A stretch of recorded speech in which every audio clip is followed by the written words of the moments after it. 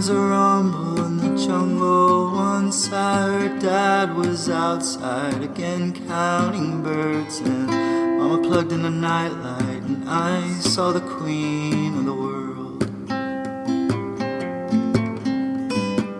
Mama plugged in the Welcome to the nightlight, Golden Hour and Birth I saw the Podcast. I am your queen co-host, of the Liz, world. and I'm your other co-host, Natalie. And tonight we have Jenn from Mississippi on. She is a postpartum support international coordinator and a stay-at-home mom of her 1.5-year-old son. I just have to we can't even not start out with this, that our babies were born on the same exact day that I love so much. So Jenn, thanks so much for coming on tonight. We really appreciate it. Thank you. Thanks for inviting me. I'm excited to talk to you guys. Us too. If you want to go ahead and start out with a little bit about your family and yourself, and we can go from there. Okay, perfect. So my husband and I and our little baby Noah, we live in the southern part of Mississippi. I'm originally from Pennsylvania. We have a little farmette starting. We have 14 chickens. We have 8 cats total, but some are outside, so it's not crazy cats in the house. We have 2 donkeys, and a dog. So we just kind of keep gathering animals. And I stay at home with Noah. Hey, that's awesome. Why did you guys get donkeys? I've heard that they're good for keeping wolves away and stuff. Is that a reason or? No, that's good. And yes, they do. We have a lot of coyotes. They haven't had to work yet, but they are just my pets. The names are Eeyore and Winnie. Aww. And they're miniature donkeys. They are they're like puppies. They're like dogs. Every time I open up the gate, they come to me. I pet them. I feed them. Every time I leave, they'll neigh, they'll make their donkey sound, they want me to come back. And we actually put the chicken in the coop and the chicken run outside where the donkeys are. So we have it's about an acre fenced in for the donkeys and the chickens. So they kind of just hang out with each other. And so far, no predators have gotten the chickens. So maybe they're doing some kind of work. But they're all so friendly. I love them. I love that. That is so cool. Cute. I love their names too. Eeyore and Winnie. It's perfect. Yeah. They are best friends. They get along together. They're always playing with each other. They're always grazing together. Oh yeah, it is so sweet. Yeah, I love them. So cool. Does Noah like them too? He does. Yes, he's a little rough. They'll put their heads in. He'll be sitting in his stroller, and he'll just slap their noses, and they have to back away. So it's a love-hate. He loves them, and they are what is this little dude doing to me? Yeah. So, it's fun. That's really how our dog feels. Yep. So if we want to go ahead and kind of talk about how you and your husband decided you were ready to start a family. Okay. Yeah, that's a great question. So while we were dating, we knew that we wanted kids. And I knew that I kind of wanted to start sooner than later. I guess it was just a personal preference. I mean, I'm not young. I'm going to be 28. But we wanted to do it kind of sooner in our marriage. So we got married in 2018, and then we started trying in 2020. Because I thought it'd be good to have a baby, starting a family in 2020, but that was right before COVID, and I had no idea what was about to happen. But yeah, we tried for almost a year. And then finally in August of 2020 is when I just randomly took a pregnancy test. There wasn't anything. I wasn't late. It was the day of my period. but I didn't get it. So I just took it and I was like, oh my gosh. Because after like 8 months of negatives, I was like, what's going on? I was getting a little worried.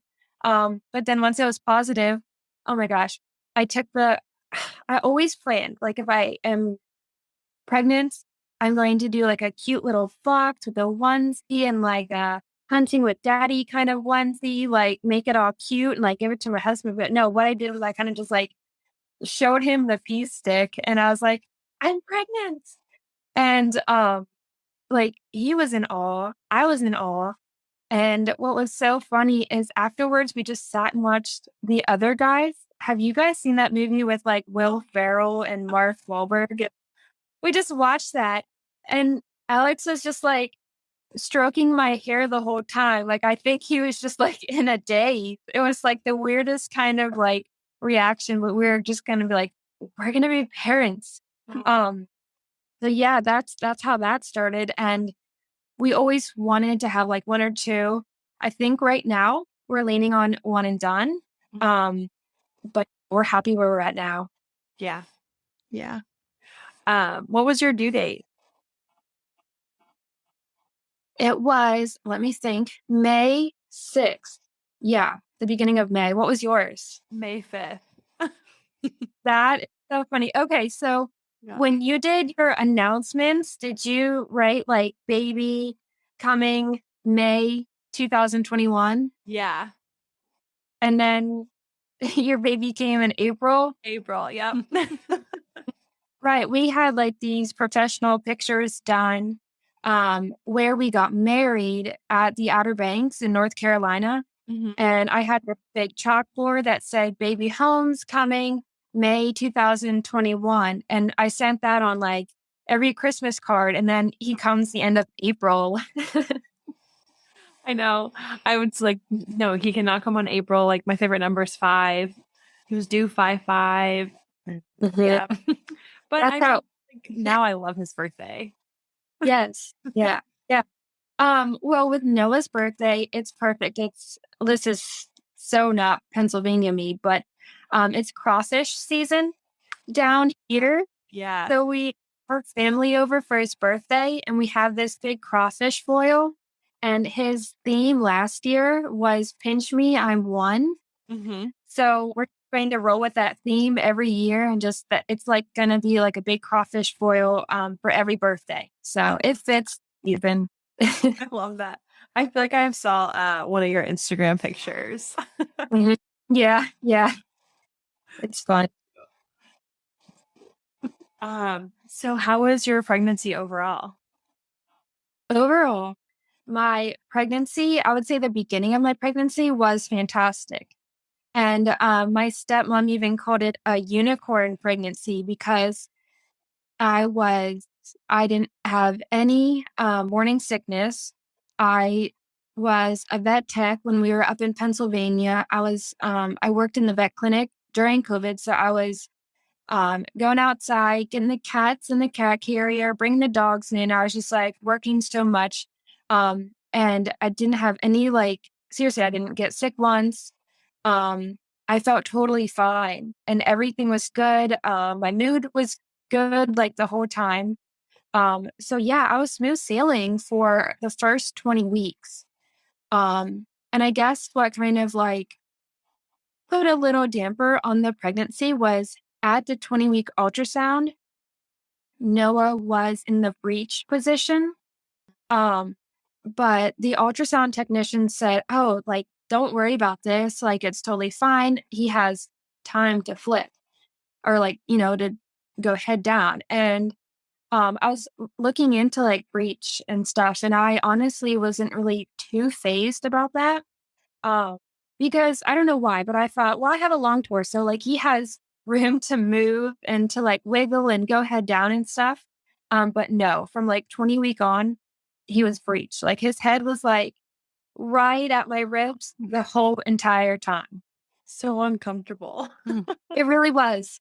It really was. Yeah, because at the very end, it was almost like he was standing like on my hips. It was like almost, by the end of the 39 weeks, I like had a hard time walking. Yeah. Were his legs like ever very up and out, I guess? Right, right. So one leg seemed to be down the whole time, and then the other leg was kind of like up, um, like close to his face. And when he was born on the baby scale, his legs were like straight back, like almost like his legs were almost touching his ears. And I thought, oh no, everyone's gonna make fun of him. He's great, so funny. I'm gonna keep him in a swaddle. But no, his legs adjusted Yeah. and oh, he's great. He's great. And we had to get his hips ultrasounded or ultrasound when he was like, was it 6 weeks or something? And they said no signs of hip dysplasia or anything. So that was really good. That was a blessing. Yeah, absolutely. Yeah. Did they ever mention like trying to do a what's that thing when they turn the baby? E external ECV or something like that? Yeah. Yeah. Yes. And we had to talk about that. And my OBGYN said, she can do it, she can try, but she said like the chances of it, she said that she was one of the best in that clinic to do it. But she said the chance of him like going back up is super high. And also I guess it's kind of extensive on how they do it and stuff. So I actually opted out of doing that. And I kind of thought like there may be a reason. I'm not going to do too much like outside stuff. Um, but yeah, we decided not to. But I did do some like yoga. That didn't work. But yeah, we talked about it, but we didn't see that. Yeah. There's so much out there, but sometimes those breech babies are just too stubborn that they're not going to turn. But I mean, he's perfect now. So He is good. And we kind of think we know the reason why he was breech. And this is what my doctor was saying. She said that Noah might have tried to go head down, but like kind of like got stuck on my hips and then went back up. And when he was born, his head was greater than the 99th percentile. So we think he like a big head, and he's totally normal looking now. Like he doesn't have an abnormally large head. But we thought, well, maybe that's why he had a big noggin and it hit my hips. I don't know, but yeah. he's out. Yeah. He's good now. Yeah. He's super cute. Thanks. So if we want to go, or anything else that you want to add from pregnancy?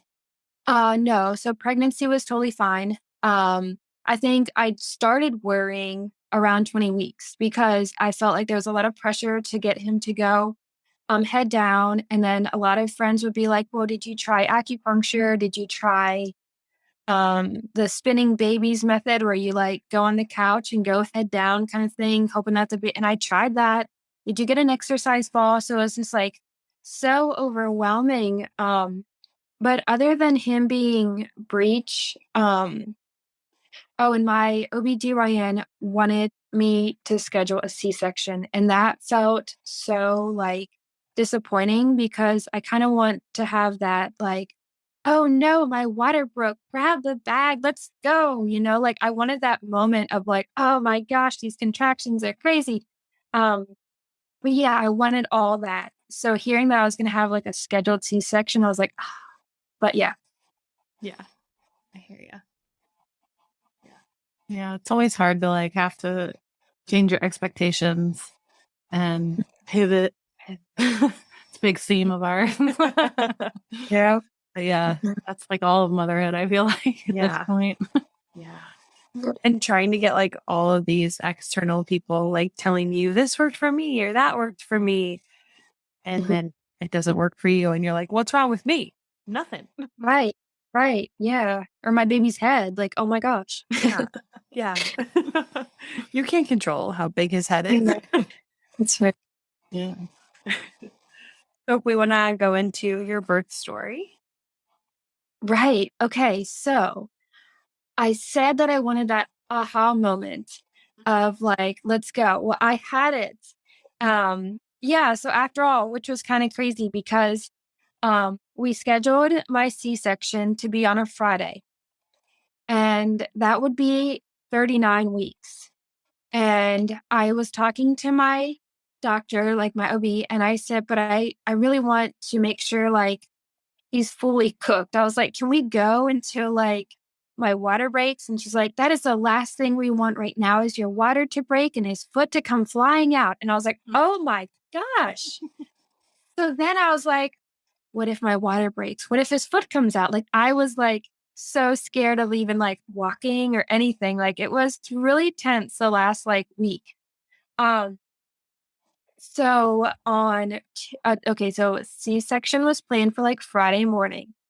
On Tuesday evening, um, okay, so we watched Family Feud every single night in bed, my bed, and after Family Feud was over, I went to the bathroom, and then as I was getting back into the bed after going to the bathroom, something was coming out, and I was like, oh, not like his foot, but like water, like something like what it was coming out, and I was like, oh my gosh, I think my water broke. And I was like, yes, this is a moment I've been like waiting for, like my water broke. And I went to the bathroom and I was like, Alex, come here, come here.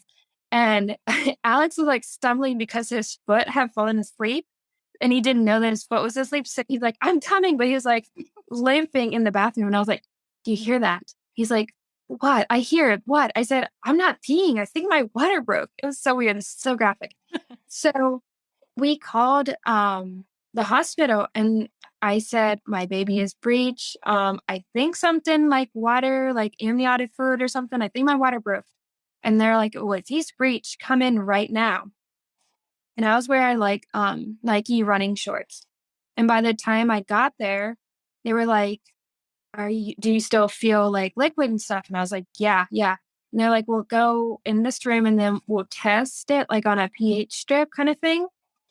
And if it's a certain color, I think is like green, then it's your amniotic fluid. And I was like, guarantee, like it's going to be green. It wasn't. I was like, guys, I'm not peeing myself. Like, I promise I'm not peeing myself. And my OB came and she's like, nope, your water, it didn't break. And I was like, what? Like, and we still have no idea. Cause I promise you, like, I wasn't peeing my pants.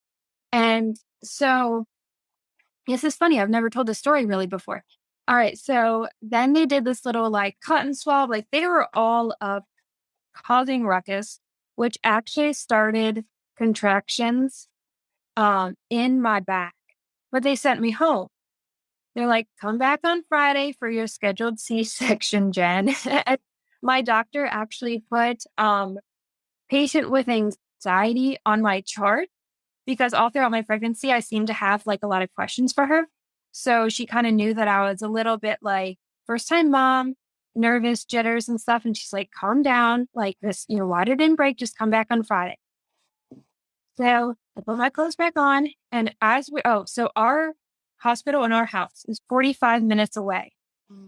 So as we were driving that 45 minutes away, seriously, the back labor, like I started having contractions. And it was really like horrific. Like I couldn't breathe. I couldn't talk. It was really bad. When we got back home and I kid you not, I got out of my husband's truck. It's kind of, I don't know. It's kind of higher than like a Toyota. I don't know. And my sneakers got filled with something that was running down my leg. Like I was sloshing. And I was like, this is not normal. I was like, I promise, like I've never, like, I don't have to pee. I'm not peeing. And we still have no idea what that was. So we get back into the truck and we drive 45 minutes to the hospital. No. But they're like, oh, it's Jen again. So like, I feel like that's what they were doing. So they put little contraction band around me and then another belly band. I don't even know what that did. Like your heart rate, baby's heart rate. Okay, yeah. So they set that up and I was having contractions every 3 to 4 minutes. And, Boy. um, they the nurse, she was super sweet and she saw my contractions. She went to talk to my OBGYN, and this lady, who I never saw that night, I didn't see her at all. And so I saw her for the first time. She had all of these, an IV catheter, tape, syringes, all these things. And she comes into the room and she's like, I got to get you ready for your C-section. And I was like, wait, what? Wait, what? No one talked to me or anything. And I was like, okay, all right. And then my nurse came in like 10 minutes later and she said, I talked to your doctor. You're going to have your baby. I was like, okay, like that's the, like, so unexpected. But my doctor saw the contractions and I bet she thought I was just going to keep coming back until I had my infection. So we had him at 7:15 on Wednesday, April 28th. Yeah. And my husband was there. Everything was good. I had a spinal block. I had the C-section. He was still breech. The C-section, as they go, it was beautiful. It was perfect. Well, wouldn't call it beautiful, but it was like perfect. Everyone was so nice to me. It was really smooth. So I was fortunate to not have any birth trauma at all. I'm glad you guys didn't have to like keep going back and forth like all week or something crazy. A lot of gas. You drive 45 minutes. No, we should have went in the Prius, but we were taking the truck every time. I don't know why. And I was 4 hours postpartum when you had Noah. I'm not going to get over it. We're just going to be Wow. for this. I love it. I love it. Oh, that is so sweet. So for our listeners, thank you so much for making it this far. We did just want to put a trigger warning in here, that there will be harmful, intrusive thoughts from Jenn's story. So, if you need to take some space and walk away, we totally understand. But I know that this is a big part of Jenn's story, and we really want her to have the safe space to share. So, whenever you're ready, you can go ahead and we can go into postpartum. Okay, thank you. Yeah, so it's always hard to talk about, but I feel that it's necessary to share because even though it is pretty vulnerable and I always get nervous beforehand and then exhausted afterwards, but I feel like it's important to kind of get it out there, just in case like a mom like me that didn't know anything about it is listening. So I hope that this helps. Okay. So I had little Bubba on a Wednesday morning, and he was 8 pounds, 10 ounces. He was a chunk. And what's so cute is since he was over 8 pounds, they had to keep like testing his like glucose and stuff. So I was like, I have a fat baby. Like that's something that I always wanted. I just wanted to have like a pork chop. So he was really cute. I'll have to send you the picture of when he was like 1 day old. He is just so squishy all the way around. Like his cheeks just go up into his head. Oh, it's so cute. He was good. He was great. And, all of our nurses were so nice. And I was able to sleep a little bit. They come into the room a lot. They check him. They checked him more, I guess, because of his glucose and all that stuff. Jaundice, totally fine. Like he didn't have any jaundice. Like he was a healthy baby. I was doing well. I was actually doing a lot better than I thought with my C-section. I did not take any anything stronger than a Tylenol. I just didn't really want to take any of those like strong medicines. I guess just for, I don't know, just I wanted to see if I could do it just with Tylenol, and I could. So no complaints. Like everything was perfect. So something bad had to have happened. Like like we have to have some kind of bad. So it was Friday morning. Like I'll set the scene. It was sunny. Our curtains were open. We were in the hospital room. I was in my bed and my husband went to go get breakfast down in the cafeteria. Like he got his own and he would just bring it up in a box. And he said, well, do you want to hold Noah while I go get breakfast? And I was like, yeah. So I was holding him and he was swaddled and I took the swaddle off a little bit and I like was rubbing his arms. And I remember like, this is such a perfect, beautiful moment. So I stopped and I prayed, just prayed over Noah. And I prayed that, we're going home today. I hope that everything goes well at home. And after I ended that prayer, I had this, and this was the first intrusive thought. So I had this vivid image that just popped up in my head of me tossing him out of my arm and his body bouncing on the floor. And after I like prayed, I think I said, holy shit, like what just happened? So that just made my heart start to race because I never knew, I seriously, like, I never knew what an intrusive thought was. So I didn't know what I was experiencing.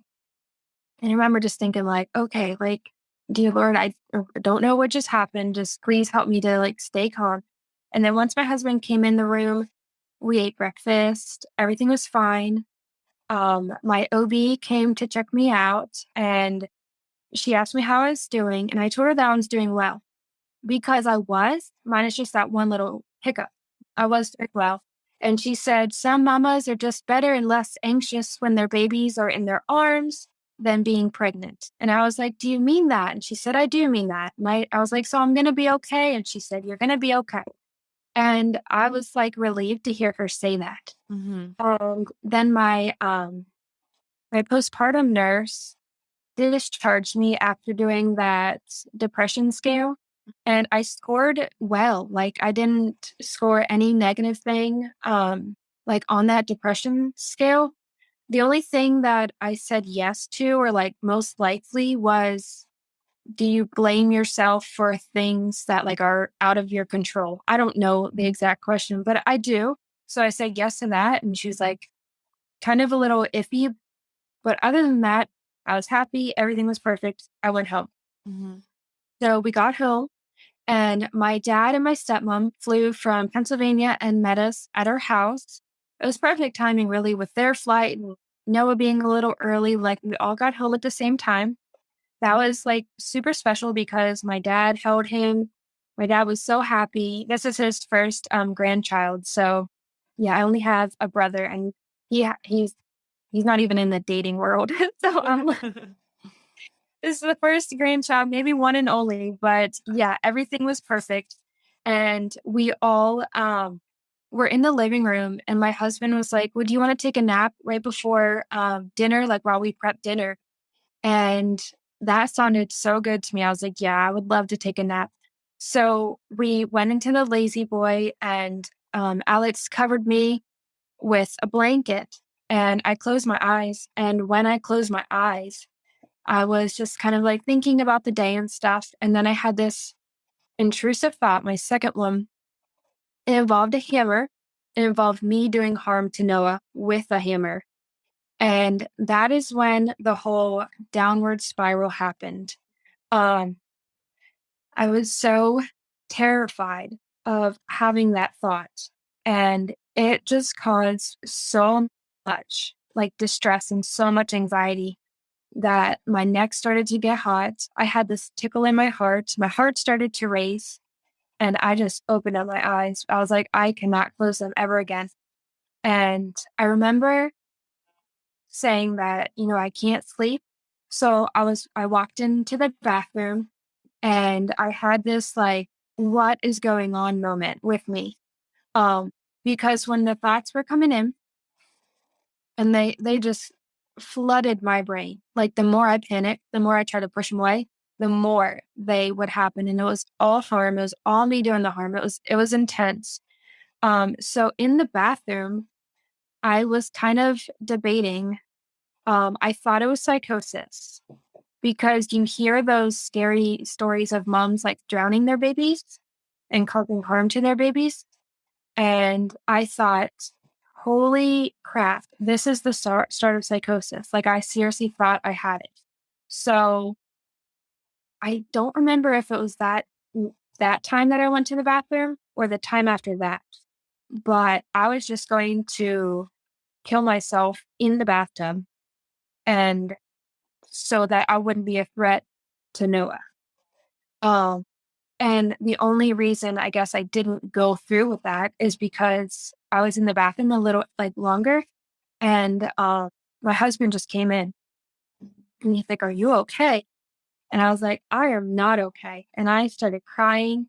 I just hugged him and I said, "I don't know what's going on with me." And I was just in tears. And I said, "I keep having these scary thoughts." And he asked me, I think he asked me, like, "What are you talking about?" And I said, "I promise, like, I will never hurt Noah." I said, "I promise I don't want to hurt him. Never." I said, I don't know what's going on with me." But I told him that I told him the thoughts. And he's like, "All right, well, just," and he's so cool. He's so calm. He is the opposite of me. He's like, "Take a deep breath. We'll talk to your OBGYN on Monday. You'll see her first thing on Monday," because this was Friday night. He's like, "Let's just see if we can get through the weekend." And I was like, "Okay." And I didn't tell my dad or my stepmom that night. But I couldn't sleep that night because every time I closed my eyes, a scary thought will pop in. And as soon as it popped in my head, I would just sit right up in bed, and I would just I couldn't breathe. I was crying. We were praying so hard and I was crying so hard. It was a nightmare. It was an absolute nightmare. And he's like, "There's light at the end of this tunnel. I promise you there is," because I was telling him, I was like, "I can't do this. I don't want to do this. I can't go through this ever again." And he knew that, I think he knew that I didn't want to be in that moment kind of thing. But he's like, "I promise there's light. I promise." And I was like, "I can't see it." I remember that. I was like, "I can't see it." Um, so we got through the weekend barely. I told my dad, I told my stepmom, I was like, "I am struggling with these scary thoughts." And I told them, and um, my dad was like, "Just don't share them with your doctor because they may call CPS on you." And I was like, "Oh my God." And then I started crying again. I was like, "They're going to call Child Protective Services and they're going to take Noah away." I was like, "I can't have that happen." And I was breastfeeding. Um, I was like, "But I don't know. I didn't give him any formula. I haven't pumped yet. Like, he can't be taken away from me." Like, it was just awful. Um, yeah, it was really bad. Do you have any questions before I go into what my doctor said? Just while you were saying that, I'm thinking and you're caring for a newborn and recovering from a C-section, Yeah. just all of that on top of the intrusive thoughts. That's so much to handle. Yeah, it wasn't fun. Wouldn't recommend it. It was terrible. Yeah. And it was, oh wait, here's a big part. Um, I didn't know what they were called. This is a big part. So I think it was Saturday evening. I finally got my phone. I wasn't on my phone at all. And I got my phone and I sat in the couch kind of away from everyone. And I was trying to see if it was the start of psychosis. So I searched postpartum vivid thoughts. And if you search that now, there's a helpline that comes in the first box, and then another thing that says intrusive thoughts. And I pressed on that link and I was reading it and I was like, intrusive thoughts. How did I not ever hear that word before? I had no idea. And I showed my husband the article and I showed my dad the article, my stepmom, and I said, "This is what I'm having. I'm experiencing something called intrusive thoughts." And my dad was reading the examples, mothers can get intrusive thoughts of drowning their baby, stabbing their baby, etc. And my dad was like, "Oh, okay." He didn't know what to say. It was very uncomfortable. It was very unsettling. Um, but it was a nightmare. It was a total nightmare. So when I saw my doctor that Monday morning, she asked me what was going on. And I asked her, I said, "Have you ever heard?" And I brought up the link and I said, "Have you ever heard of something called intrusive thoughts?" And she's like, well, yeah, of course. And I was like, well, I never did. And I was like, I'm experiencing these. And I said, and then I started crying. I was crying. I was sweating. I was stinky. I was so postpartum. It was a nightmare. I was like, I'm having these scary thoughts and they're so bloody. And I said, I promise I'll never hurt my baby. I don't know what's going on. I was just rambling. And she sat down beside me and she's like, you have severe postpartum depression. And I was like, but doctor, oh, I don't want to say her name. I was like, but you said I was going to be fine. And she's like, well, you're not. And I was like, oh my gosh. She's very wonderful, but she's to the point. Like she doesn't really sugarcoat anything. Yeah. So I was like, but what can you do? I asked her for a hormone cream. I was like, can I just take hormone pills? Can you just give me like a cream? And she's like, no, you need to get on an antidepressant. I was like, no way. Like I never ever wanted to take any kind of pills like that. I just I didn't see the need to beforehand. Like I didn't, and I don't want to take something that you have to like taper off. Like I'm really scared of what things do to my brain. Like I was just fine with taking Tylenol. Like that is the extent of what I do. And she strongly suggested that I start an SSRI. And she gave me two options, and one was Zoloft and the other one was Celexa. And she talked about them both. And for some reason, we both decided on Celexa. It was a low dose of like 20 milligrams, and I started it that night, and I've been on it ever since. Yeah, good. Yeah, medication is life-saving for sure. Yeah. Antidepressant. It did. It almost like, so I still had and still kind of have some thoughts come in. But it is so like intermittent. It is so good.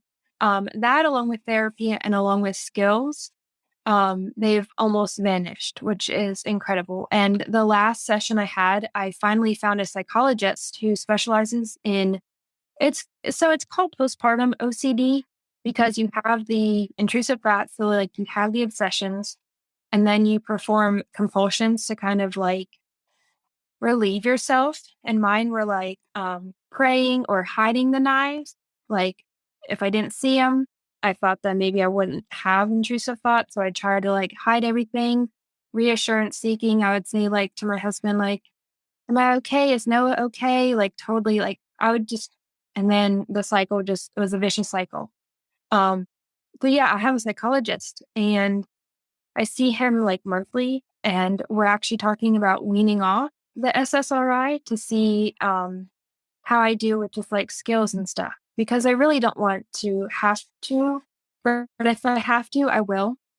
But I just want to see how I can do off of them. Yeah. Yeah, I was similar with the medication. Just I didn't even want like an epidural or any of that stuff, or I don't know. I just don't like. I take like Advil and that's about it. And so yeah, medication was hard for me to start. I started actually just taking like CBD oil, Arthur, and I didn't start an actual antidepressant until after Vivian. But I wish I would have started after Arthur. Oh, really? Yeah. I do hear a lot of people saying they wish they would have started earlier and how it helps so much, because it does. It really does. Yeah. Yeah. I can relate with the intrusive thoughts because of my postpartum anxiety I still have them. But like they're about me being harmed. Like, if I'm putting the kids in the car seat, I'll like have a flash of like a car coming and like hitting me and like leaving the kids there. And it's like, yeah, it's like those type of thoughts. Right. This moment, and then I have to be like, that's not real, like that's not my thought. Like I'm not thinking that, like it, I don't know. It's hard to explain intrusive thoughts, but like they're not coming from me. They're like Right. somewhere in my brain. I don't know. It's Yeah. No. I know I'm like the queen of intrusive thoughts here. So you're describing it perfectly. So there's this little cartoon, and it has the fear brain like right here, and then it has like your logic brain right here. So like your fear brain is like that scaredy cat that like, oh my gosh, like what if there is like something in the woods? What if there's like a car coming towards us? Like that fear brain, um, I guess anxiety driven, it just makes up these situations to kind of keep us on our toes. And then the logic brain is kind of like is us, like that's stupid, like no, like that's not going to happen, like calm down. That's not my thought. So what happens is the fear brain, I guess mine was in like overdrive, just sending out, I call them like spam messages, just like, oh, well, what if you drown your baby? What if you do this? And the more you react, like with with anxiety, he thinks, oh, well, I'm going to just keep producing these. I'm going to keep making them. So what you have to do is kind of like diffuse them. And what I do is I'll say, that's an intrusive thought. It causes anxiety and it can leave whenever it wants to. So the more you kind of like just act like, okay, whatever, the more the fear brain totally tones it down. I mean, it took me 16 months, but I'm doing it. Yeah. That's a really, really good way to like shut it off or like at least shut it down. Yeah. Thanks. And it always seems like that too in like real life. Like, I know that like when I was having postpartum anxiety, I like said it out loud to Liz, and then I'm like, it feels like it almost like just like lifted off my shoulders. Good. Yeah. It's great to talk about it, never to like hold things in. Yeah. And once I knew like the intrusive thoughts, that was what they were. Yeah. It was like, oh, well, yeah, that's not me. Like, Right. And like, I didn't have psychosis after all. Like, I'm here. Yeah. And actually, there's this Instagram, Jenna Overbaugh. She shared this link that there is a new study that shows that moms with intrusive thoughts are actually like less likely to do any of that. Like they are like, if you have it, that does not mean that you're going to do it, which obviously when it causes you so much distress, like that's definitely a big sign, like no. But I guess when you have like these scary intrusive thoughts and they kind of are like with your values, then that's obviously the red flag. And then that can kind of go towards like the psychosis. But when it's like scaring the crap out of you, that's a good sign. Yeah. So like I guess I'm like wondering, how did you feel about being around Noah after you like told your husband, I'm not doing okay? Like what was that like? No, that's a great question. It was terrifying. I didn't want to hold him. I didn't want to be alone with him. I didn't want to breastfeed him alone. Um, I I didn't want to look at him because when I did look at him, I would have a scary thought and it would be bloody. And so I definitely thought that I needed someone to babysit me the whole entire time. And even my husband was like, I have to mow the yard. And I was like, no, you don't. I was like, I need you to stay in here. Like, I was like 5, 6 days postpartum. I was like, it can wait. It can totally wait. Like, I did not want to be alone. Um, so yeah, I was terrified to hold him. And that's actually a good exposure. Expose yourself to something that scares you, which is me holding Noah. I was like, I don't want to hold him because I don't want to throw him. I don't want to do this and that. But the more I did, the more I showed myself like I'm not harmful and I'm not going to harm him. So I guess that. yeah, because you're making the decision to not do that. Yeah. Right. Yeah. When did you kind of start feeling better? I know you said that the medication helped like pretty quickly, but like when did you I guess my question is, did you feel like uh, sad and, depressed that you had that kind of hard beginning? Oh yeah, absolutely. Yeah. So, uh, yeah, I was super depressed. I was super anxious. I would like dry heave and cry, and I couldn't do anything. Yeah, I was uber depressed. I would say I started. So, two things. I had a friend reach out to me and she said, "Hey, I saw that you had a baby. How are you feeling?" And I was like, "I'm terrible." Like, this was when I was like maybe the night that I was going to commit suicide. I was like, "I'm terrible. I'm not doing well." Um, and I told her about the intrusive thoughts. I said, "We all just went on online and saw that there's this thing called intrusive thoughts, and that's what I'm having." And she said, "I know the person that you need to talk to. It's a person in our hometown who actually runs a postpartum group in Pennsylvania. And she was a mom. She is a mom. She has 3 kids, and she had postpartum OCD, same intrusive thoughts that I had, harm coming to your baby, like from your own doing." And she said, "I'm going to have her reach out to you."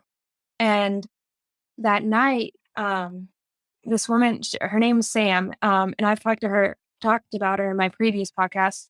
She was like, "Hey, I heard that you were having a hard time. This is my story. Is there any way I can help you?" And I was like, "Well, heck yeah. I mean, that's what I'm going through right now. How did you get through it? How are you still living?" Seriously, because I didn't want to. And she helped me with skills that she learned. She helped me so much because it took me a good year to actually find a doctor, a psychologist who understood. Um, so if I did not have her, I would be so in the dark. I'd be so lost. But I started feeling totally better by like the 6 week checkup. Like I said, I was in the room. My doctor was going to check my C-section incision. And I was waiting on her, and she got in the room, and I was like, "What happened to me postpartum?" And like I was joking about it. Like I felt like totally normal. And she's like, "Well, I guess you're better." And I was like, "Yeah, holy crap." I was like, "That was scary. Remind me not to get pregnant again." Yeah. So around 6 weeks, thank God, with like therapy skills that I just picked up. And I listen to a ton of podcasts. Like I'll search postpartum OCD, and there's like a world of moms out there. It's something I never knew existed. Yeah. I'm so happy. Truthfully, like coming on here, I thought it was going to be like months and years and like maybe still having those like really, really deep thoughts every so often. And I'm happy to hear it didn't like last so long for you and you were feeling like a lot better and picked up those skills and other women supporting you. And that's Yeah. awesome. It's so great to hear. Thank you. Yeah. Yeah. It's better now. Way better. Yeah. Yeah, and it's so important to like tell your story too, because there's so like I didn't know what postpartum anxiety was. You didn't know what intrusive thoughts were, like postpartum OCD. There's all these things that like we're just not educated about.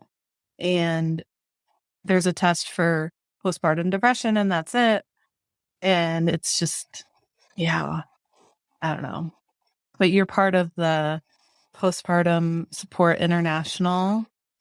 Is that what it's called, right? Right. How did you get involved in that? I reached out to them for support.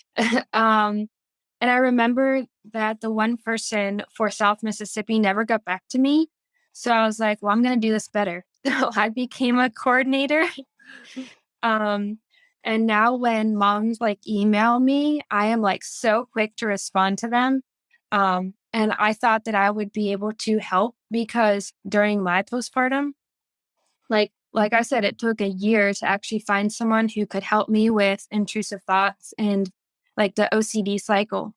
But along the way, I probably emailed and reached out to like close to 20, 25 therapists.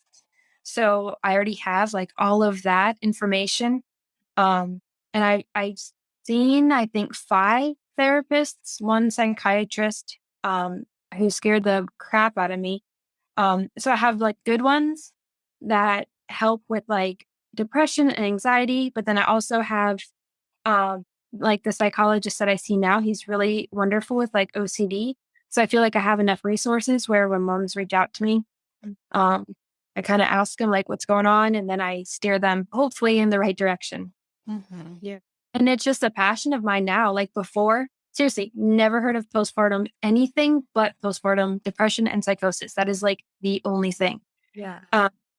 So now I have this drive to help moms, and I'll even like share my story sometimes in Instagram posts. And there are so many moms that have messaged me through Instagram and on Facebook who say that they thought they were the only ones. And I was like, yeah, I was there too. But not anymore. So I try to help. Mm-hmm. Yeah. Which, I think I found you in the Facebook group, right? The Postpartum International. yeah, And I read your story and I was just like, oh my gosh, I resonate so much with her story. And so I was like, we have to have her on podcast, but you're just doing like such good work there. And Yeah. yeah, it's just really admirable for you to like be so vulnerable. right. And in high school, I never raised my hand or like answered any questions. Like that's not me. Like I am very timid and very like I don't have a lot of confidence. But if I feel like I'm helping someone and hopefully like saving lives, like that kind of gives me the confidence that I've never had. So I mean, I hate that I had to like struggle so much, but at like the other end, like I feel like this is my story and I feel like I want to do something with it. Yeah. How do like you feel now? I know that you say like even if they do come up, you're kind of like shutting them down, but like day-to-day basis, how do you feel? Wonderful. I seriously feel back to normal. Um, they do still like I'll get 1 or 2, you know. Um, but there's this part of a book that I was reading. It was called The Happiness Trap, and it's called diffusion. And it's a skill that you learn. So if you say to yourself like, "Oh, I need to go get milk," kind of like, does that give you any anxiety? No. That is the kind of response that you need to give your intrusive thoughts, like no attention whatsoever. Does that make any sense? Yeah, that makes Like, perfect sense. like don't get worked up. Like, Yeah. don't like try to like, oh, I don't want to think about getting milk. Like, don't do that. You know, like do that. So it's kind of Not just what I like, think about them. yeah, yeah. Yeah. So you just like diffuse. And that's what I do now. Is like if a scary thought comes up, like I have like no anxiety response. I know I'm not going to do it. I know what it is now. So go away as fast as they come. Yeah. Knock on wood. Yeah. Yeah. That's yeah. Again, like I'm so happy that you're like sharing your story and like being so vulnerable because like I know for me it felt like so good and like filled my cup up when I was like helping friends of friends who like I don't have a relationship with, but like they're pregnant and like they needed something and I'm like I am there for you. Yeah, I got you. Yeah, that kind of thing. Yeah, Yeah. that's perfect. Yeah. Women supporting women. Mhm. Yeah. And I'm so happy that like our generation is speaking out about it more, Yeah. and just like not suffering in silence anymore. Mm-hmm. Yeah, I actually talked to a mom. I won't share anything about her, but she's in her 40s. And so she's not my age. And I guess she's not anywho, she had the same thing I did. And when she went and talked to her doctor, they put her baby and her husband in a padded room. So I am so glad that we can now talk about it and not put in a padded room and actually get the help and the support that we need. Isn't that scary? Yeah, that's really scary. That breaks my heart. Yeah, I mean, that's like your family member saying that you're going to be, they're going to call CPS on you. And it's, just, I guess, kind of older generation. Right. Doesn't know, that like mental, I would say in the past, I don't know, 5 to 10 years, mental health has just come to the forefront for sure. And there's a lot more support for mothers, especially, but kind of mental health in general too, Yep. the stigma is going away. That's good. It really is good. Yeah. And I love that there's more information now. And I guess it's good that there's Instagram and Facebook to actually spread awareness and education, help people. Yeah. My dad was scared that my doctor was going to call CPS on me. It's like, oh gosh. But no one did. My dad wasn't going to, but he was afraid, like, be careful who you talk to kind of thing. Yeah, that makes sense from his generational standpoint. Right. I mean, he could have just been put in a padded room too. Right. Whew, that's hard to hear. It is. Yeah. And is there like maybe, if any listeners are kind of going through this, is there like an email address that we can reach you at? Yeah, absolutely. Yeah. So it's psijen@yahoo.com. They can like email me, or my Instagram is at Jenn Holmes.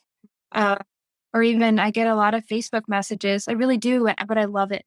I hate that moms are going through it, but I love that I can be there and help. Yeah. And then there's also, just go to Postpartum Support International. So what is that? psi.org or something like that. Mm-hmm. I should look at it in the show notes too. Yeah. Okay. Thank you. Yeah, thank you. I guess it's just saved in my homepage now.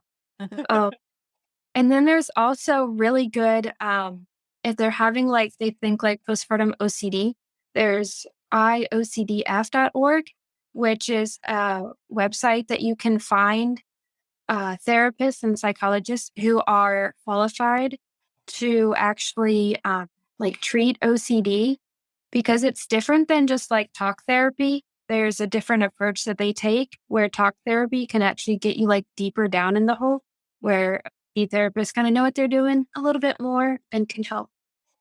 Yeah, I had no idea what this was 2 years ago, but now spewing all this out. Yeah. Yeah, I actually talked to the OCD therapist we have at my work, and she tells me some of her techniques, and I'm just amazed at what she brings over just a regular talk therapist. Yes, yeah. Oh, that's so cool. Yeah, I forgot. You did tell me that you had one at your work. That's cool. Yeah. Yeah, and we talked about just perinatal and postpartum OCD, and she just gave me a broader understanding of OCD in general. I was so naive to all of it, so it was really good to hear your side of the postpartum and prenatal part, and then just also knowing the other part of it without the pregnancy. Yeah, thank you. And I actually had no idea what OCD was too. I thought it was you're afraid of germs, so you wash your hands. But I have it, and I had no idea what it was. And now thinking back, I experienced some intrusive thoughts, I guess, before my baby. Did you guys ever have an intrusive thought of you're driving down the highway and oh, what if I take my car into the woods? I hope you guys had that, or am I the only one? No, I definitely have. Yeah, mine was. It came up when I was listening to your other podcast episode. I was on an airplane actually, but I remembered it from listening to your story. When I was pregnant with Arthur, I would have these thoughts if I was cutting a knife or cutting an apple or something. Not that I was going to stab myself, but it was I would accidentally. They're always accidents for me that I would walk into it. Or they're just strange. Mm-hmm. No, I had that same one. Yeah. I had that same. And if you listen to the other podcast I was on with Jennifer Silliman, she had that same exact intrusive thought too. Yeah. It's weird. There's so many that we have the same ones. It's the brain is stupid. Yeah, it's really weird. It's wild. It's almost like a horror movie, just like playing in that fear brain that you were saying. Like Like continuously rolling. that's Final Destination, or like the Saw movies. Like, no, thank you. Well, Jen, is there anything else that you want to share, add? No, I'm thankful that you guys asked me. And thank you for inviting me and letting me share my story and all the craziness. Yeah, you're welcome. And thank you for coming on and being so vulnerable and sharing your story. We'll have the show notes, which will link Jen's info. I mean, you have a great resource right there. And I think that she's already supporting women in the way that all women need to be supported. So, you have her if you need it. So yeah, thank you so much, Jen. It was so great to talk to you and see you and everything. I really appreciate you sharing your story. Thank you. Thank you so much. Yeah. And have a good night. You guys too. Are you too? All right. Yeah. Thank you so much, listeners. And feel free to find us on Instagram and rate and review us on Apple or Spotify or whatnot, and help us get out to more listeners and spread the word. Yeah. and we'll see you next episode. Thank you. Thank you.